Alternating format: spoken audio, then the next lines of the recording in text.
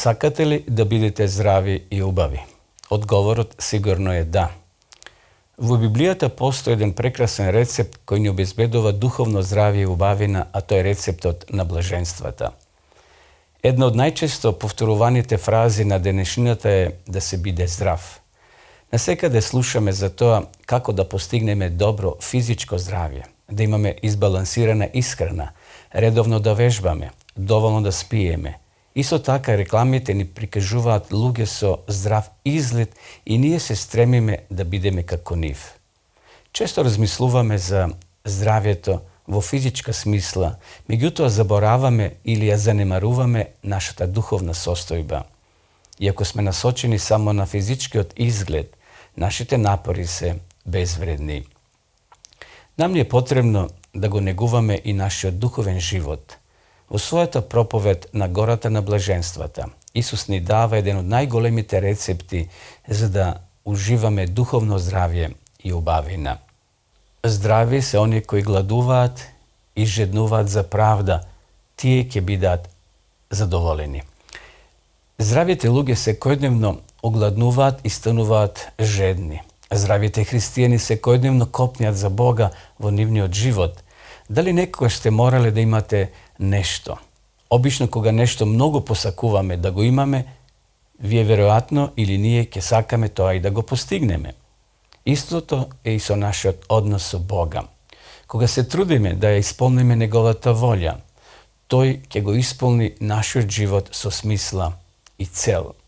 Како што ни е потребна храна за да ја одржуваме нашата физичка сила, така ни е потребен Христос, почитувани пријатели, лебот од небото, да не подкрепи во нашиот духовен живот и да ни подари сила за работа во Божјето дело. Како што телото постојано прима хранливи состојки што го одржуваат животот и снагата, така и душата мора да одржува постојана заедница со Христа, покорувајќи му се целосно, подпирајќи се на него.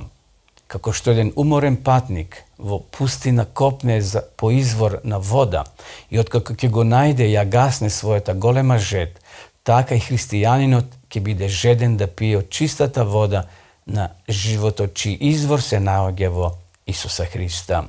Никаква човечка сила не може да ја задоволи гладта и жедта на душата. Но Исус кажува: ете, стојам пред вратата и чукам. Ако некој го чуе гласот мој и ја отвори вратата, ќе влезам кај него и ќе вечерам со него и тој со мене. Јас сум лебот на животот, кој доаѓа кај мене нема да огладни и кој верува во мене нема никогаш да ожедни.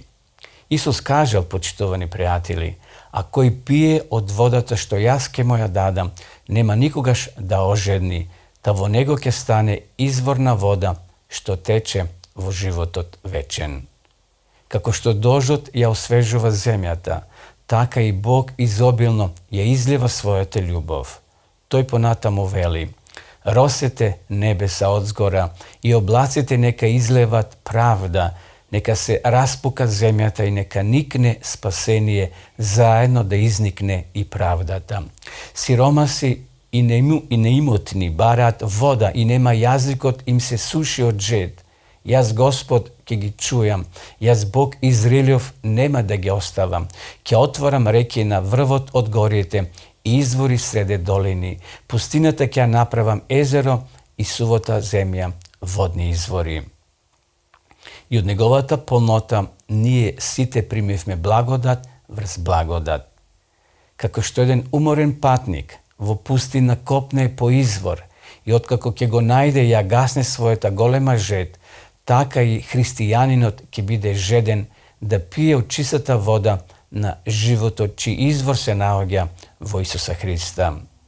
Почитувани, ако сте свесни за сиромаштијата на својата душа, ако сте гладни и жедни за праведност, тој е доказ дека Христос ја потикнал желбата во вашето срце да го повикате, излевајќи го Светиот Дух, за во вас да го оствари она што вие не сте во состојба да го сторите за себе. Својата жет не мораме да ја гаснеме на плитки потоци, зашто големиот извор се наоѓа токму над нас, од чии што изобилни води можеме слободно да пиеме, само ако малку повеќе се издигнеме на патеката на верата. Здрави се оние кои гладуваат и жеднуваат за правда, тие ќе бидат задоволени.